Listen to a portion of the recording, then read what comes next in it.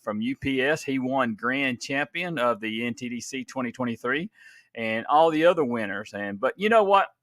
Every one of you that made it to your state TDC and to nationals, you are all champions, in your own rights there.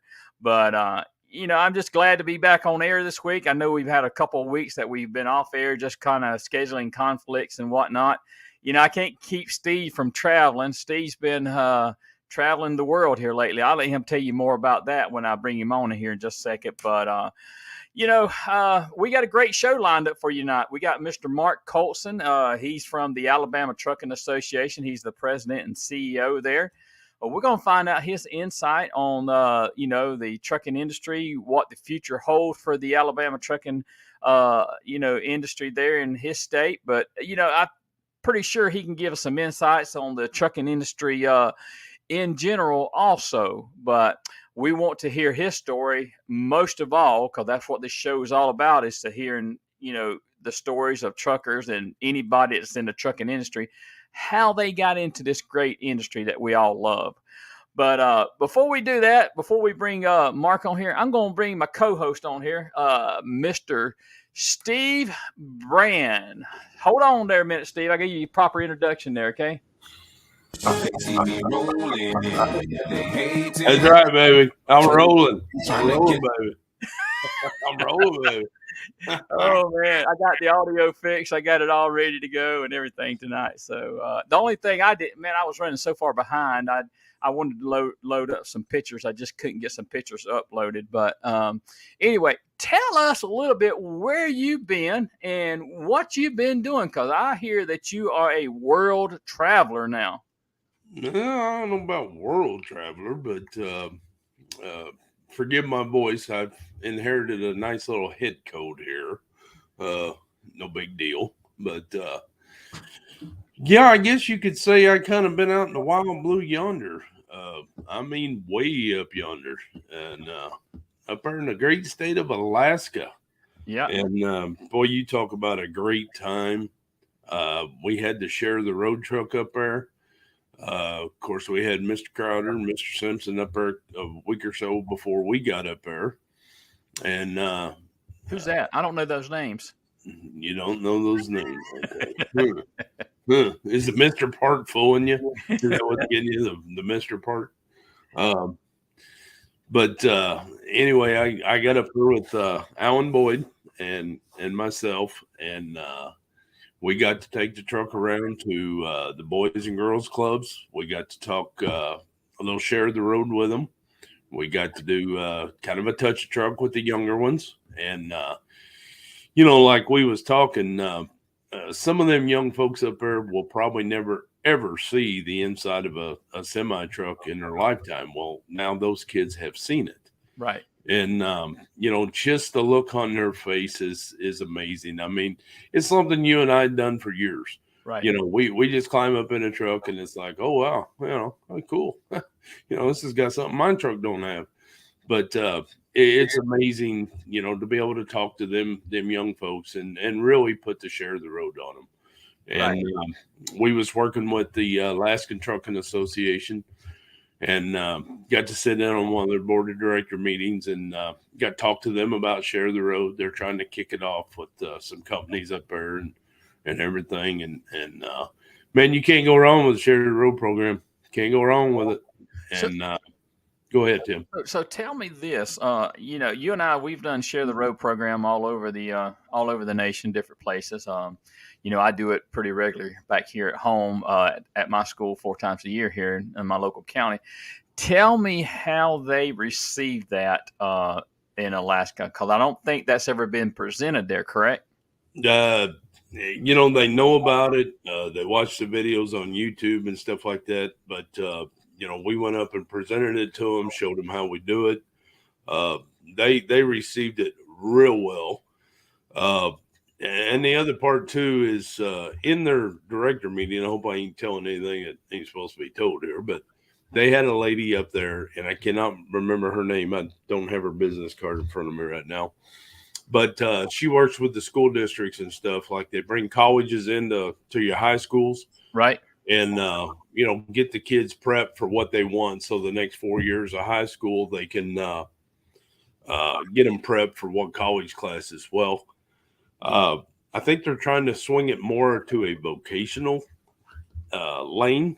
Right. So, and what is trucking? Trucking's vocational. So if we can get it out there about trucking, the essentialities of trucking, and, and the image of trucking and the whole 9 yards, that's something they can look at, start bringing into the schools. And the young men and young women up there can, if trucking is their life, they can look at start taking classes to be in it. Because trucking is not just a truck driver. Right. You got to have dispatchers. You got to have salespeople to go out and get the freight. You got to have dock workers to load it, unload it. You got to have city drivers to make them deliveries and pick up them deliveries. And, we're just one big team. That's what we are. We're just one big team. Yeah. And, it takes all the spokes in the wheel for that wheel to go around. That's right. You and I know that there's over 3.6 million truck drivers in the world, but there's over 7 million people that make up this trucking industry that makes it, turn. And, we are the backbone of this economy here. Without trucking, this nation stops. So anyway, I appreciate everybody that's in this industry, and I absolutely love it. And anyway, let's go ahead. Let me just interrupt here and say this. Okay. We are the image of the trucking industry. Right. Because they see us. Right. They see the truck, they see the trailer, they see the performance of the driver. And, we got to put that good image out there. But what they don't realize, and a lot of people don't realize, everything that you got has come to you by a truck, whether it is a tractor trailer or it's on the little step van that comes to your front door. And it's just amazing that, people just think, oh, there's a truck. Well, how'd you get your stuff? And they fail to realize it takes that dock worker. It takes that salesman. It takes that dispatcher, and then we got the good people, at Atri. We got the good people at American Trucking Association. We got the good people like Mark COLSON coming on. Right. He's over Alabama trucking. So, I mean, it's just one big team. Right. But it's cool as can be, man. All right, let me say this right here. The views expressed on this show are those of the host and the guest only, do not reflect those of others. So we got that out of the way. All right. Exactly. So anyway, let's go ahead and get started here. You got a guest there with you in your house? I sure do. I got one that's he's a fellow truck driver. Yeah. Fellow road team captain for FedEx Freight. Put him in the camera and let me say hi to him. Come on over here, brother. Come on over here. Yeah, come on over here and sit and watch, man. Yeah, David. I want to introduce everybody to my buddy, my old pal, David Young. Now, real quick, so we don't keep Mark waiting. Tell us what David's doing in Dayton, Ohio, and what's going on there. Well, David is actually on a charity run. Okay. And our company, FedEx Freight, is in cooperation. Thank you. That hillbilly terminology is coming out cahoots. I don't think that's right, but but anyway, David is delivering a load of food products up to Paynesville, Ohio, up north of Cleveland. Right. So, I mean, there again, guys like David, guys like me and you, guys like everybody that's out there. Right. It's these are part of the trucking industry and the jobs that a lot of people don't realize that takes place and happens. Right. And I'm very, very thankful for companies like FedEx, UPS, and all of them out there to get in cooperation with Convoy of Hope and eligible and able to do what we're doing. Right. Right. All right. Well, I want to say good evening to Bob Hare, Scott Post, Brent Darnell, Chuck Jernigan. Beth is watching. Beth, your wife is watching. Doug Fromval. And let's see, Ben Atkinson. And Mike Meristeen. I can't pronounce his last name, but Meristeen. Meristeen. Hi, Matt. How you doing, brother? And Doug Frontball is watching on the page that I'm watching here. So anyway, who you got watching on yours over there that you can give a shout out to? Yeah, I got Miss Courtney George, Miss Nancy Shannon Post, Miss Rebecca Brewster, Mr. McAmee. How you doing, Bill? And I believe that's all I see there. 10-4. Well, without further ado, let's bring our guest on in here, man. How about that? All right. Sounds good. All right.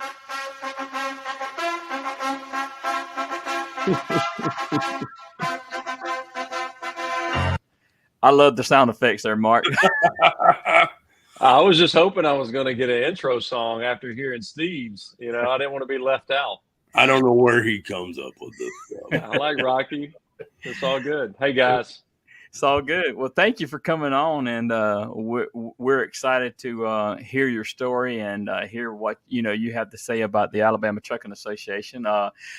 We got some fellow drivers listening to us tonight, as well as Miss Rebecca Brewster from Atry. We appreciate that she's listening in tonight. But anyway, Steve Brand, I think y'all have met before, but the gentleman in the background back there, his name is David Young, and he's a driver.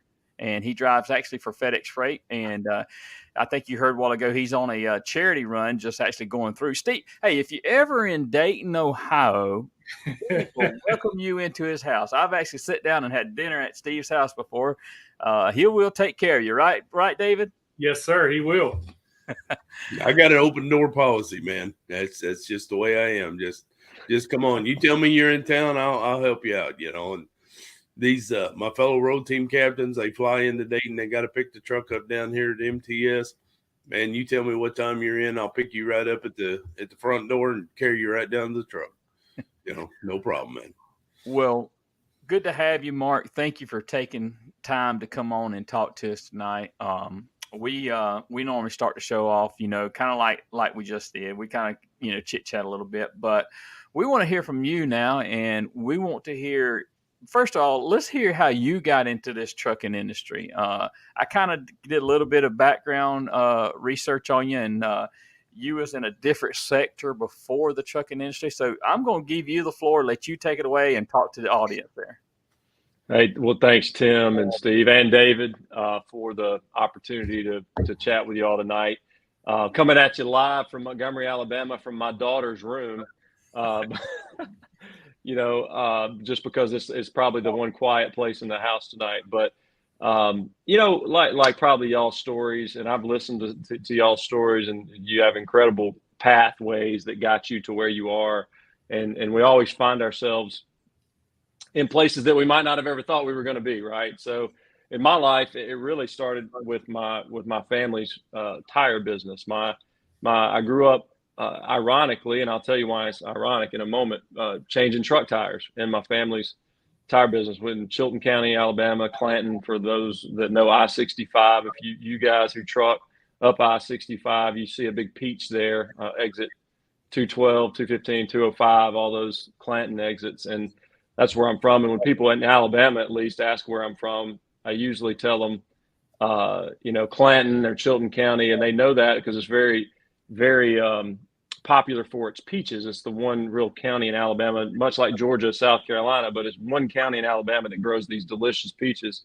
But I always said I'm from where they grow them, not where you buy them, because you buy them out by the interstate, in all the places, and I'm from the county. But my grandfather in the early 1960s started a tire business there in Maplesville, Alabama, and his son-in-law, my dad, in the 70s would take it over.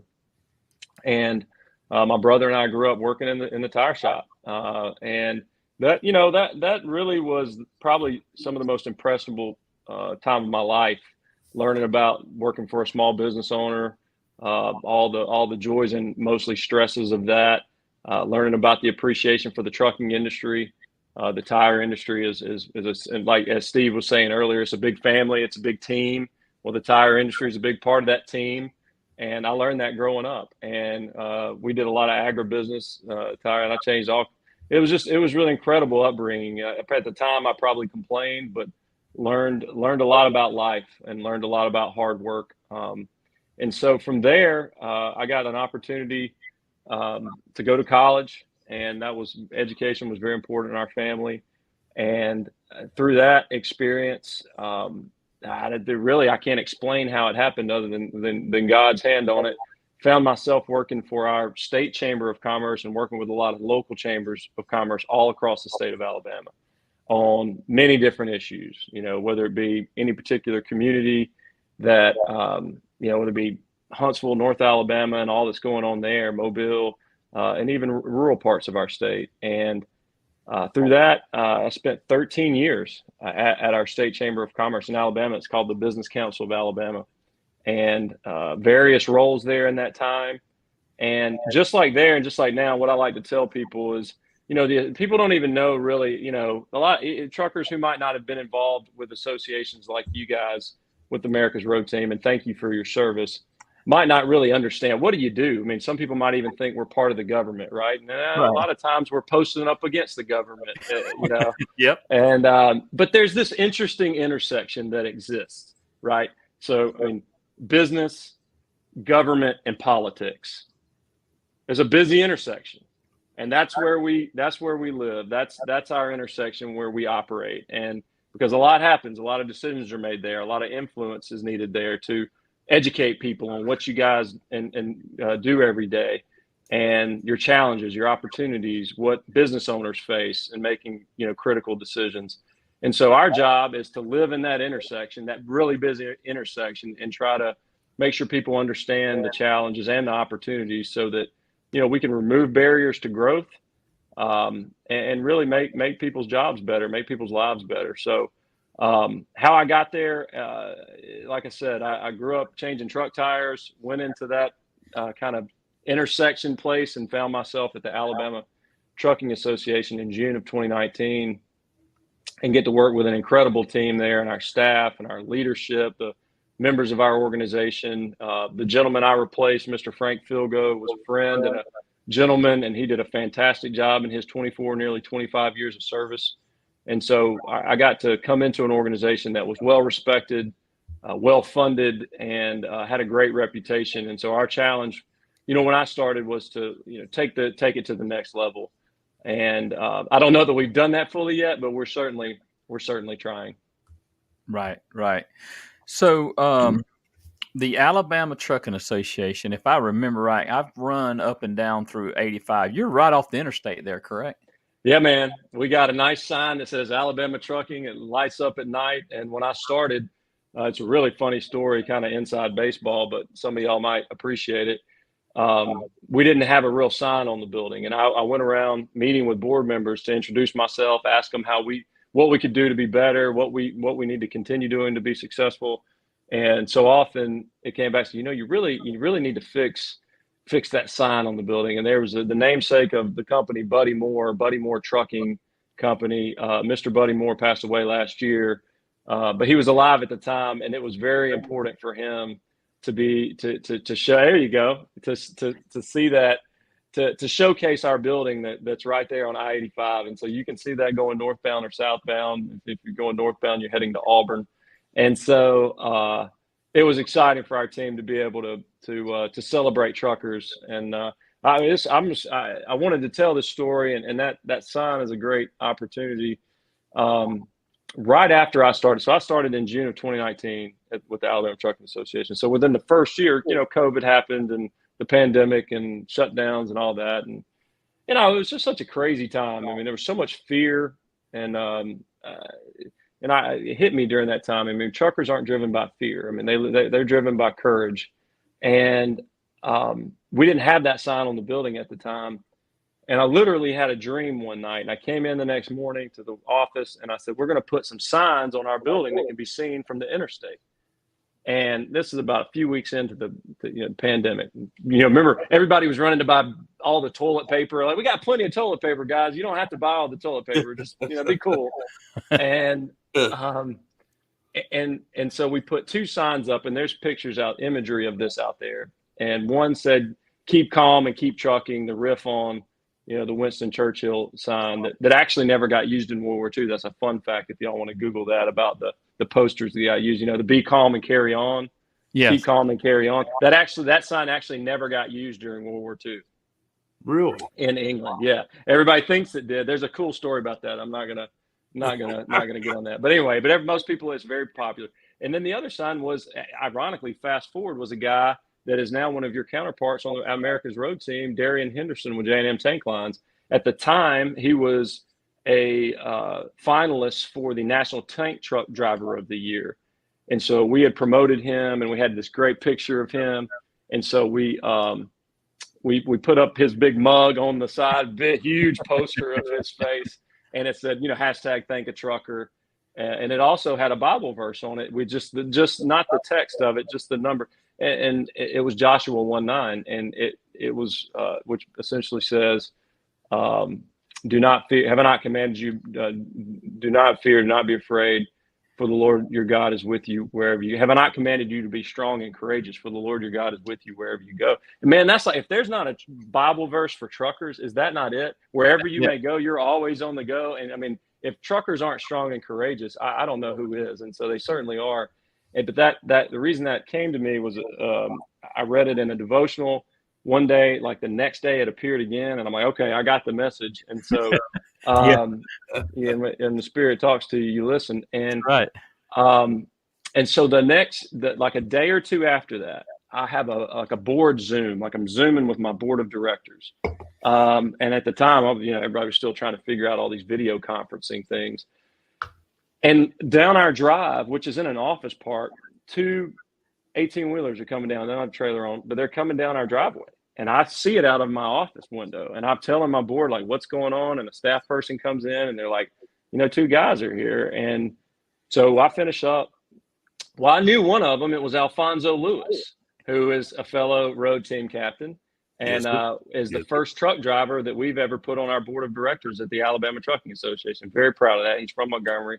And for those who know Alfonso, he's a gentleman and just a wonderful human and a great professional and spokesperson for the industry. There was another guy named John Lex. Yep, I remember that.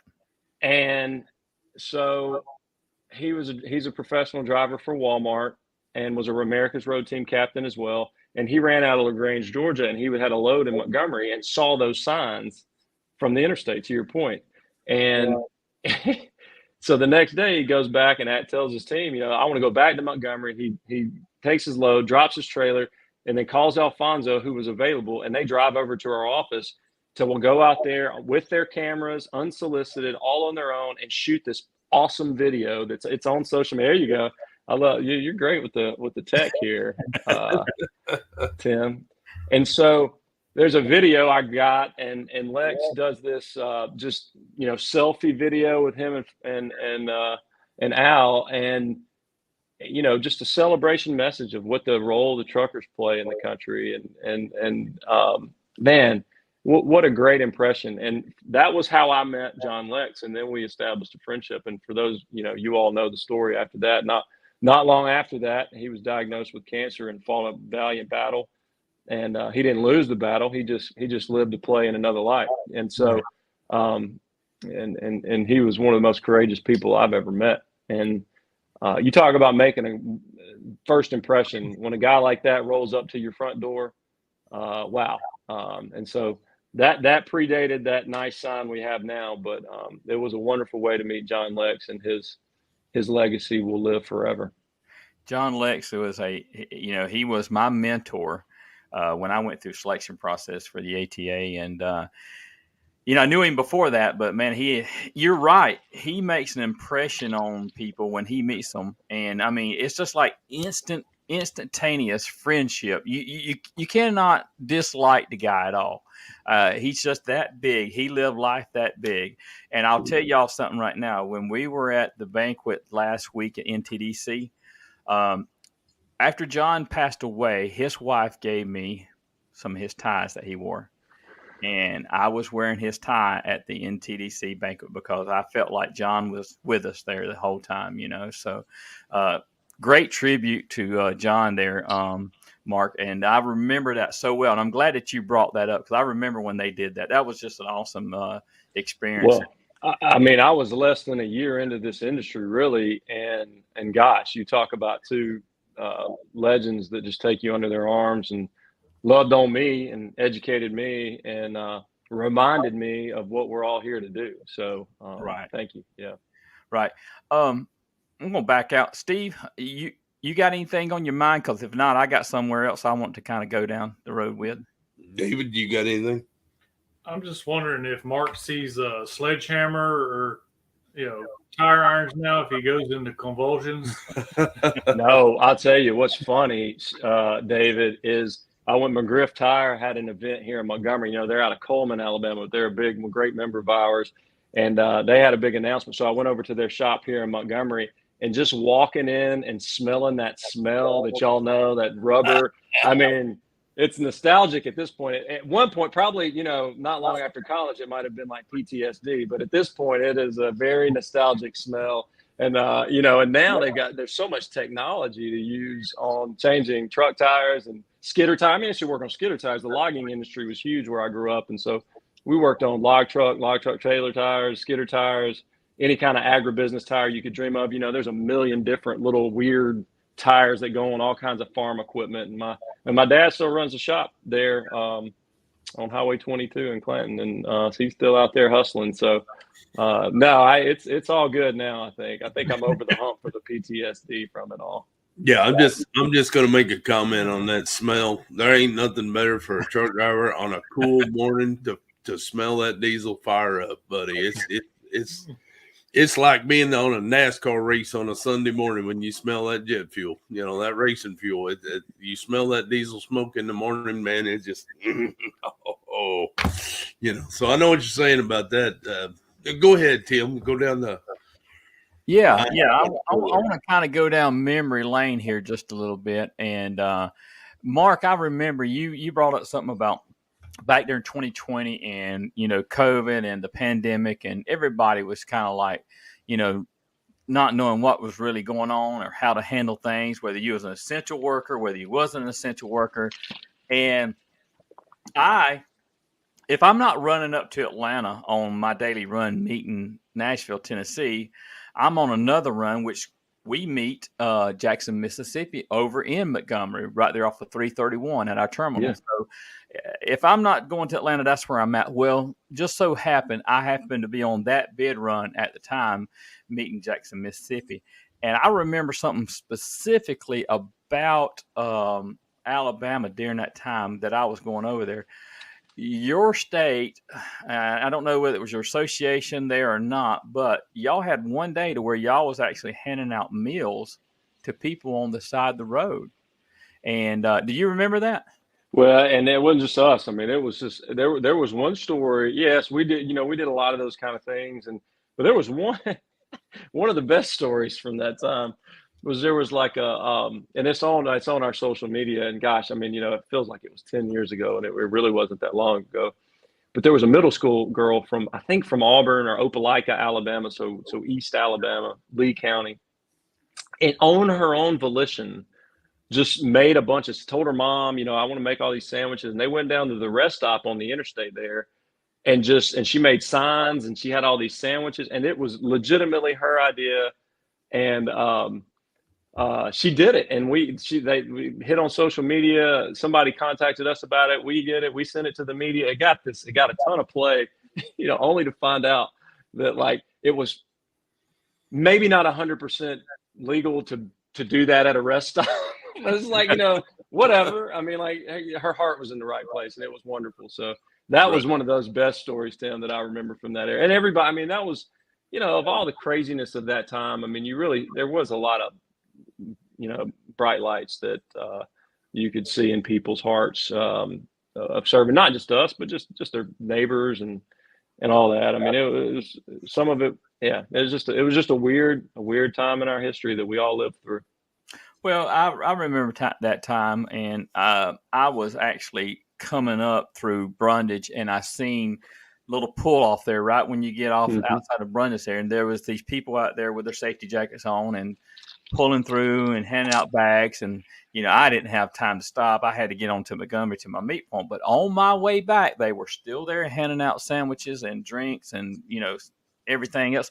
I pulled in, stopped, thanked the people there that was handing out sandwiches and all. And I said, hey, do you mind if I shoot a video of what y'all doing here and kind of give interview? And I interviewed them there. I got it somewhere on my social media, but it was just so impressive that, and I asked them, I said, do y'all have anybody that's in the trucking industry? Is that why you're doing this? No, they said, no, we just feel for the drivers that can't go somewhere right now and sit down and have a meal or go to a bathroom or go to a shipper and they can't get into a bathroom, And I was just so amazed that, we have there's still good in this world.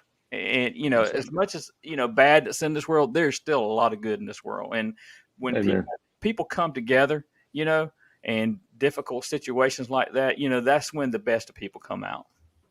That's right. Yep. All right. So tell us a little bit about what's going on with the Alabama Trucking Association and what direction you want it to head to in the future. Well, I mean, the one thing that I think resonates with everybody, that when I started in 2019, and this has been a legacy problem for our industry, is, if you go talk to a trucking company, an owner, a recruit, whatever, what are they gonna tell you? We need more drivers, right? And we know the statistics: 80,000 drivers over the next 10 years. It could grow more. We know the demographic issues that this country faces with the baby boomer generation retiring. And it's not just trucking, it's every industry, white collar, blue collar. It's essentially a math problem to some degree for the next 20 or 50, 30 years. And so we're all familiar with that. But, I was new. And so I'm sitting in these rooms with, the best and brightest in trucking in Alabama, across the country, and asking about what the problems are. And I mean, y'all know them. I mean, if you're from a driver perspective, and ATRI does a great, American Transportation Research Institute, which they're about to roll out soon, the top issue survey, which is incredibly useful for us in the industry and also for policymakers. They do the company perspective and they do the driver perspective, and a lot of them align. And obviously drivers may have a few issues that are higher priority from the company perspective. But, when you talk to someone about that and you say, well, okay, well, what can we do to solve it? Like, or at least address it? What are some solutions? And, oftentimes you just kind of stay talking about a problem. And I just don't have a lot of patience for that. I'm more about, if we're going to sit here and have this chat, I'd rather us spend our time talking about solutions. It's good to identify the problem and define it, but then that's it. Let's stop complaining about it or talking about it. So, I was really proud of our industry in the state. Our board leadership, members of our association, came together and said, we need to start talking about solutions. And I won't go into all the weeds of how all that played out, but what developed out of that was a public image campaign, specifically to showcase what our industry is all about to people, adults and potentially students, but probably adults, because thanks to the ATRI research, we all know that the average age of an entry-level driver, professional driver in this country, is 38 years old. That, I can't tell you, guys, that blew my mind. And I didn't want to believe it. But it's been substantiated time and time again. So, think about it like this. From the time someone was 18 years old, for 20 years, they did something else. And then one day said, I'm going to try this driving thing out. And that's wild to me. That is, I don't think that's sustainable for us as an industry if we're going to have high skilled talent like you guys over a long period of time and compete with all those other industries. And so what developed out of that was a workforce campaign that's under the auspices of our foundation, supported by our members. We have a super supportive group. They're called Titans of Alabama Trucking. But these are just individuals who are willing to invest their money for us to showcase our industry in a new light. And oftentimes they're not even the direct beneficiary of that work, because it's such a long game to get someone interested in our industry, get them the training, and get them in a trucking job, right? And so this is on our social media platforms, on mine, but it developed into it's called the Real Faces of Alabama Trucking. We have a great marketing company called Mark Steen. They're out of Birmingham, Alabama, who helped us develop this and test the messaging and markets in the state to make sure that the imagery and messaging that we use is authentic, which I think is the most important thing. You guys know this. I mean, the trucking industry people, whether you're a driver or a company owner, they can sniff out BS faster than anybody, right? Right. And so, we weren't going to hire actors or we were going to find real people just like y'all in Alabama doing awesome work, working for awesome companies, and tell their stories. Because the number one thing we have to do, I believe, to really shape that public image is humanize our industry. We get objectified so much from the plaintiffs' attorneys who spend $2 billion a year advertising against us, to being on the road with trucks. That's not always fun, depending on the infrastructure that you're on. And there's all the old stereotypical trucker memorabilia and media, Smokey and the Bandit and all that kind of stuff. And when I get to spend time with these professional folks like y'all, professionals like that are profiled, Devontae, Felicia. Matter of fact, Felicia was on the cover of our magazine. She drives for Boyd Brothers in Birmingham. And one of the pictures was so good of her, she looked like a hired model. And I was like, guys, this is called The Real Faces of Alabama Trucking. We got to make sure it looks authentic. I told her that story and she loved it, by the way. And so, but we've proven that if we tell those authentic human stories of the great people who are making a difference, just like y'all, but if we put it in front of the right people in the right way, and then show them how to take the next step, make it easy for them to get the training, show them where they can get the training. Because if you just pretend, close your eyes and pretend like you don't know all that y'all know about the trucking industry. Just pretend like you live in, Bessemer, Alabama, and you want to be a truck driver or a diesel technician. And so you just Google, that's what we do these days. You Google Alabama truck driving or truck driving jobs or truck driving training. I mean, you get more search results than you could ever dream of. But there's not one place you can go that is concise, that will connect you to that training program that's nearest you or that fits your needs the most. And we're going to have that. We're partially there, and it's an evolution. And so I'm really passionate about it, as you can tell, because it doesn't exist. And other states are doing the same thing now, because I've always been interested in this. Like the pathway, right? How does someone become a professional truck driver today? And I've listened to your podcast, Tim. I know your story. Steve, I know your story. One grew up on the farm, right? And that was such a common place for people to get driving experience at 11, 12, like me, at the shop, right? Yeah, you get behind the wheel of whatever's there. A forklift, a backhoe, whatever it is, and or their dad or uncle or grandfather was a truck driver. Well, that's changed. And so that kind of legacy truck driving, it still happens, but statistically speaking, we can't move the needle to get where we want to be if we just depend on that. The agricultural sector, which is so important to our state's economy, is vibrant, but the jobs have changed. The way that works has changed, and fewer kids are growing up on farms like they used to. Fewer kids are growing up with parents who are in the professional truck driving sector. And so every time I meet a professional truck driver, I don't have my CDL. I don't pretend to know what you guys do every day. I pretend to love what you do. And I don't have to pretend to love what you do every day. When buddies of mine who don't really know what the trucking association does, and they're like, what, how's it going to work? I'm like, oh, it's great. Do the best job I ever have. Well, what do you do? And how I answer that? I say, I'm a cheerleader for trucking. Nice. Now we do a lot. We do a lot more. We lobby and we do policy and safety work. We've got one of the best safety directors in the world, in Tim Frazier. But I'm a cheerleader for trucking, and whatever that entails on a particular day. But I'm always interested in that pathway that people go down. So every professional truck driver I meet, I ask them, where did you get your training, and where did you get your first job? Because one of the greatest barriers to addressing that problem for us is entry-level driving, right? Not a lot of trucking companies, because of insurance requirements or their choice, don't hire, or risk assessment, don't hire entry-level drivers. Right. And especially smaller companies. And we've got to address those barriers. We could spend the whole podcast talking about that, but one of the main things we're doing at the Alabama Trucking Association is telling those unique stories. And the more that we do that, I think will benefit us in the regulatory space, in the political space, but most importantly in the workforce development space as we compete with other industries for high skilled talent like you guys. All right, Steve. I just got a comment, and I think David's got something he wanted to ask there. You talked about legacies. We continue on with the legacies. Well, we're getting to that point, like you said. I agree with you. The less and less kids are growing up on the farms, growing up in the shops and stuff like you did, and we need that younger generation to come in and start that new legacy.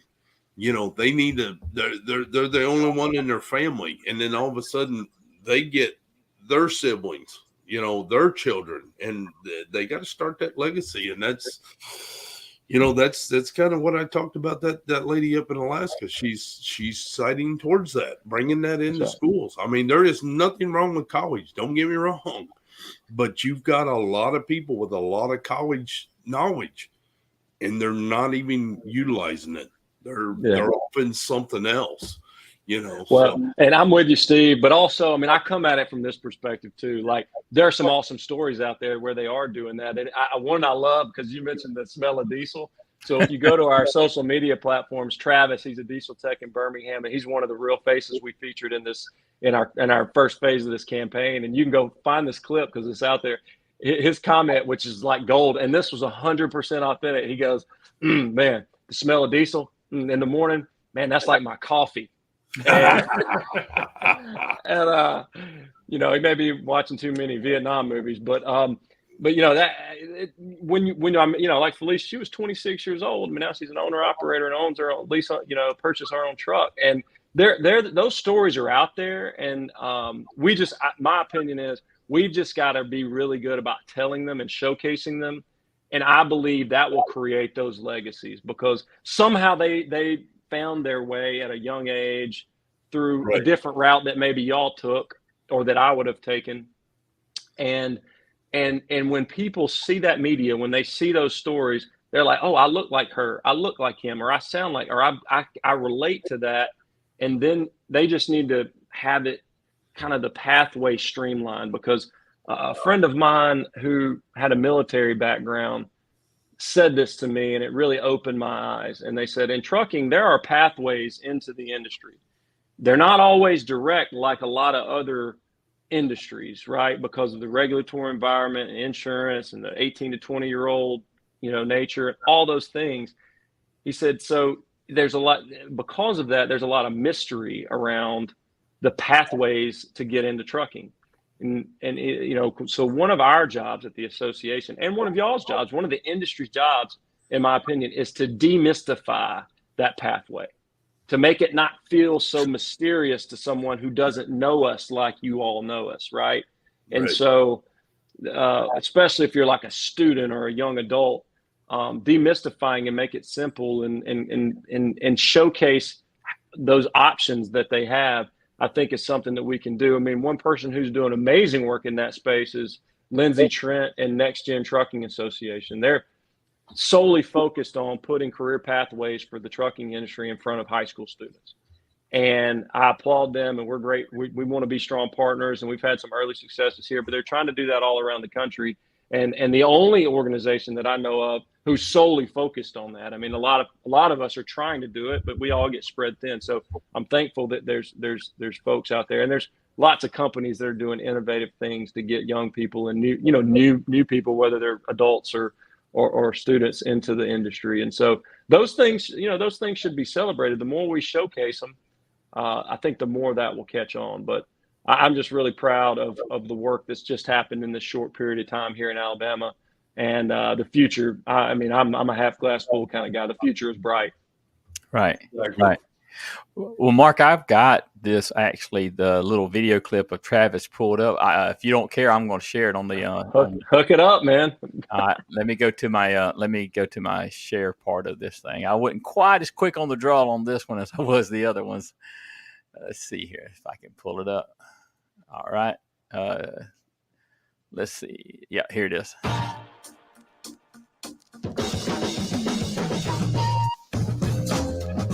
Just the smell of diesel in the morning, it's like my coffee. It's just just whatever. As a child, I would actually take all my bicycles and just take them apart and put them back together and use my dad's tools. And it just kind of started from there.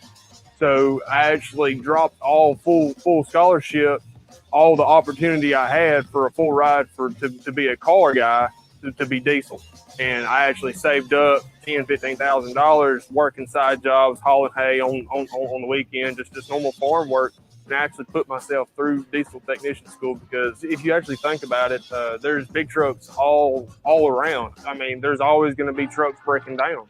There's always going to be new regulations, and where there's regulations, there's new engineering that's got to go into these trucks. And before long, we're actually going to start putting in all electric big trucks in cities. So that actually is bringing up a whole new job title to actually working on over the road trucks. My next step for me is to actually be that person that these younger kids come in, and I've been here for 6 years, and I know how it feels to come into a shop and you're like, I don't know what to do. I don't want to ask any questions. I don't want them to come in and feel like there's no one here to help them. You're always going to have help. My time is precious. So I really enjoy coming in here, and every day is a different challenge.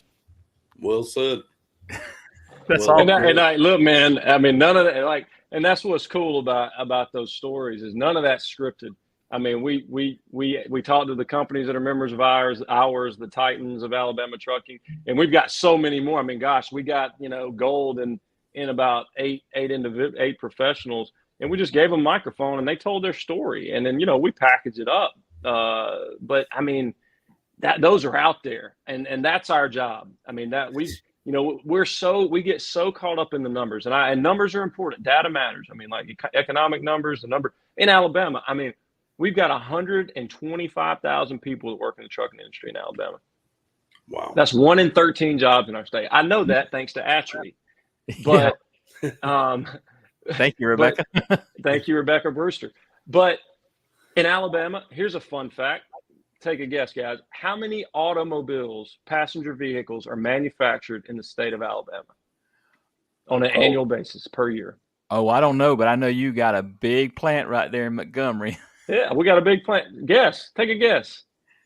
30,000. No, I'm going to say millions. I don't know. 10 million or better. Yeah. Well, I like that you think big. 2 million. 2 million. 2 million. 2 point something million now. I mean, Wow. Mercedes, Honda, Hyundai, Toyota, Kia across the border, all the tier 1 through 3 suppliers. We got 4, 5, 8 OEMs. And that's incredible. I'm glad it's here because we move all their stuff, right? I mean, you guys move all their stuff. But the automotive industry, as important as it is to the fabric of our economy, has about 50,000 employees in all those facilities. They get a lot of attention, and that's fine. But 125,000 people that work in the transportation, not in just transportation, in trucking, right, in the state. Nearly 35, almost 40,000 professional drivers. And so, we're so diversified that we don't always amplify that voice. But of all those numbers, we talk about that now. I think lawmakers know it better, and we're continuing to try to make sure that they understand how we move almost 90% of everything for their communities. But it's still that human story, that person that lives down the street that you see at Walmart or Winn-Dixie or whatever, and showcasing how they got to where they are, how they're providing for their families. And it's real, man. We don't have to make it up. Right.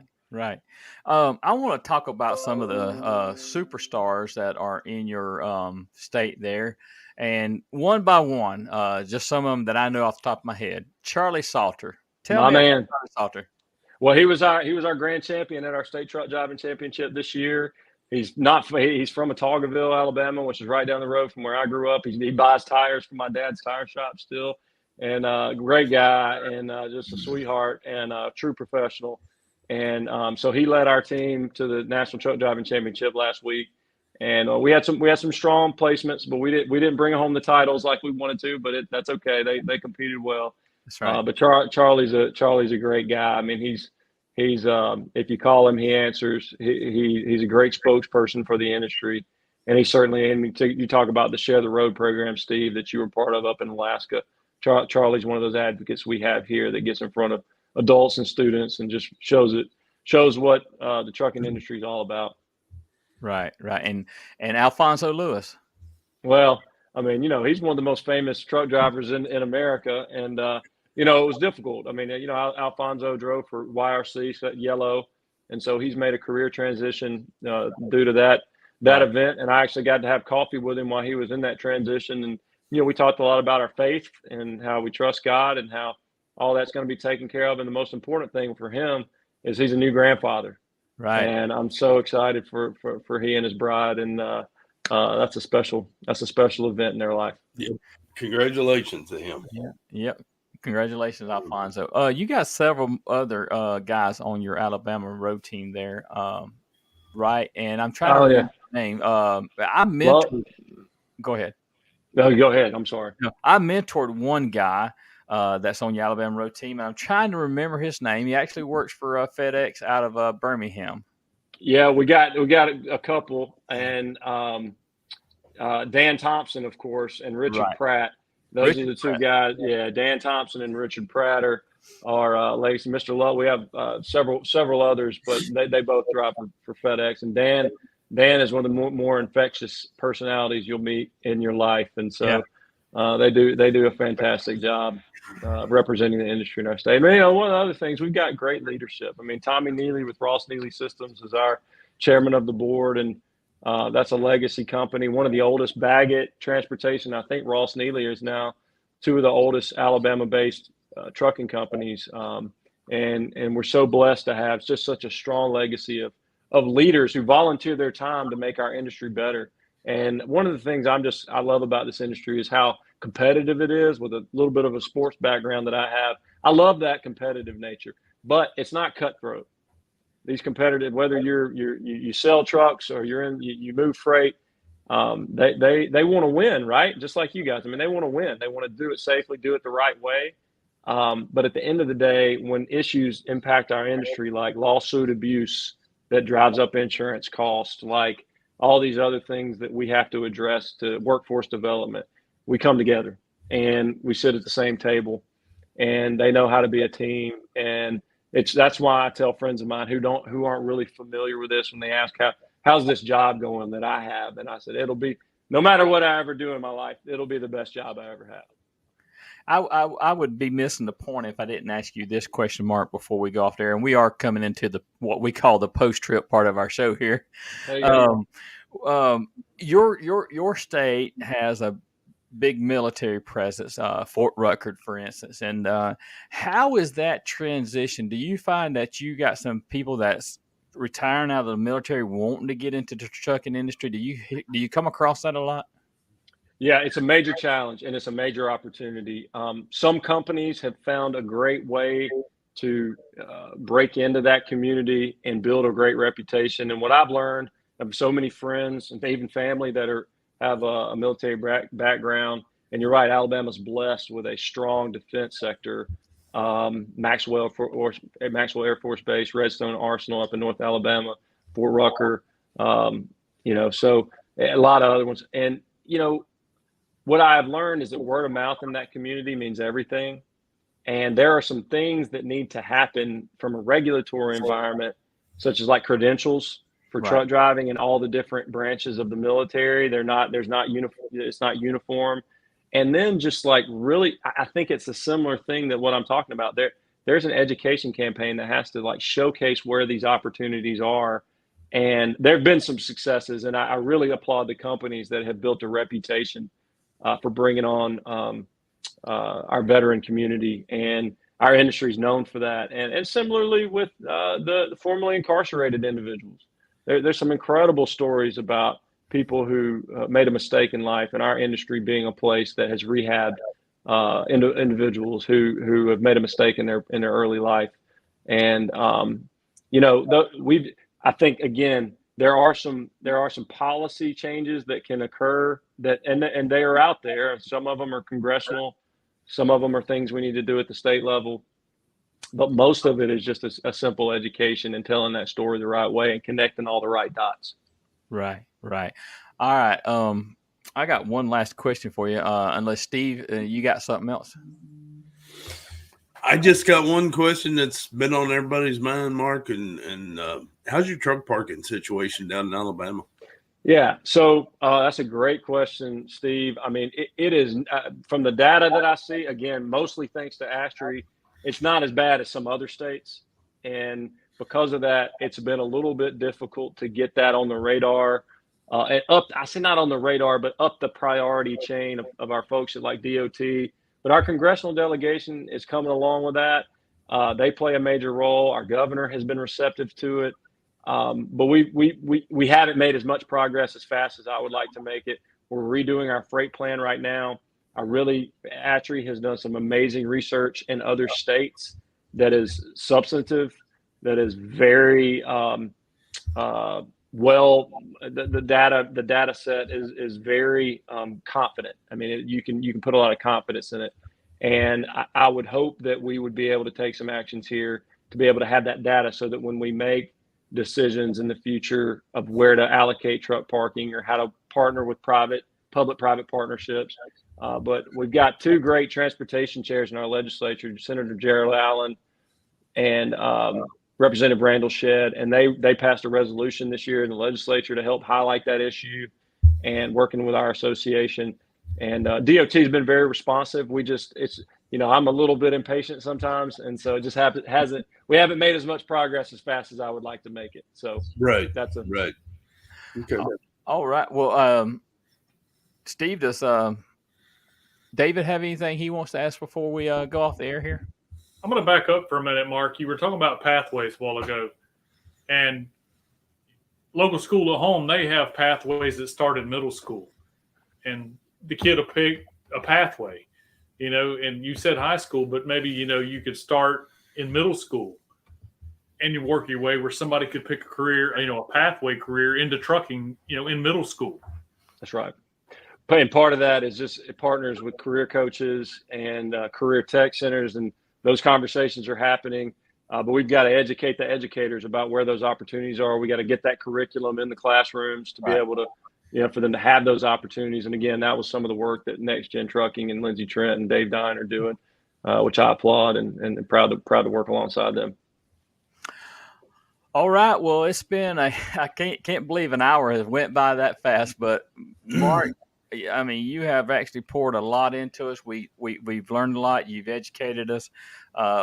We are so glad that you shared your story with us, and we wish the best to the Alabama Trucking Association. Steve and myself, we always end with a word of encouragement and safety, and we're going to give you the opportunity to do that too to the listening audience. So the floor is yours. Well, God bless you guys. Thank you, Tim, David, and Steve for what you do every day. Please stay safe. A safe trucking company, a safe trucker is a profitable trucking company or trucker. So the safer you are, the more profitable you will be. And you all set the high standard, and we want everybody to live up to that. So thank you for doing that and making us all better. And you really are the best of the best as America's road team captains. And thank you for doing this podcast, and I really appreciate you having me on tonight. Yeah, thank you for coming on and sharing your insights. And if you'll hold on till we go off the air, we'll talk to you on the other side. Steve, the floor is yours, brother. Remember, folks, you open them eyes and them feet hit the ground. That's where safety begins for that day. And, like I always say, remember the most important trip home. That's right. David, you got anything? Yeah, David, you got anything you'll say? Come on, David, put something out there. I'm good tonight. David, I want to say thank you for coming and sitting in with Steve. We always glad to see you, David, and I want you to be safe on your trip going on up there, delivering that charity load there. But anyway, listening audience, this will be downloaded on Spotify and Apple Podcasts probably late tomorrow afternoon. You can go back and listen to it if you missed it, or if you want to listen to it again. It will be aired right here again on Truckers Voices tomorrow morning at 9 a.m. And I want to tell you guys out there, as I always say, y'all need to look out for those because there's plenty of them that's not looking out for themselves. Y'all have a good day. We'll see you right here on Truckers Voices next week. See ya. Bye, y'all. Bye, y'all.